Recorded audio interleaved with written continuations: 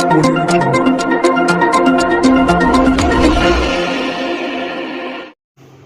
Railway police સ્ટેશનમાં અગાઉ નોંધાયેલા ચોરીનો વંશોધાયેલ ગુનો શોધી કાઢતી સુરત રેલવે પોલીસ પશ્ચિમ રેલવે વડોદરા યુનિટ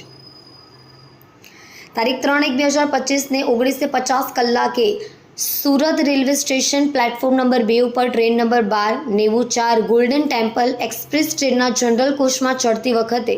પેસેન્જરોની ભીડની તકનો લાભ લઈ કોઈ ચોર ઇસમ ચોરી કરીને નાસી ગયો હતો, જે બાબતે Surat railway police station part A 2025 ભારતીય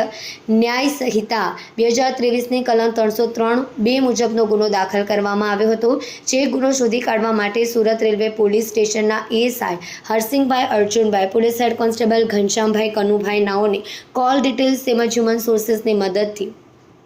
ચોર ઇસમની વોચ તપાસમાં રહીને ગુનો શોધી કાઢી આરોપી નામે એઝાજ હબીબ શેખ ઉંમર 31 રહેવાસી સુરતી જાપા બારડોલી જમનાબા હોસ્પિટલની સામે તાલુકો બારડોલી જિલ્લો સુરત ખાતેનો રહીશ છે। તેમાં ચોરીમાં ગયેલ એક વિવો V30 કંપનીનો મોબાઈલ ફોન સ્કાય બ્લુ કલરનો કિંમત ₹35,999ની મત્તાનો મોબાઈલ ફોન રિકવર કરી સુરત રેલવે પોલીસ સ્ટેશનનો વંશોધાયેલ ગુનો શોધી કાઢી પ્રશંસનીય કામગીરી કરી છે।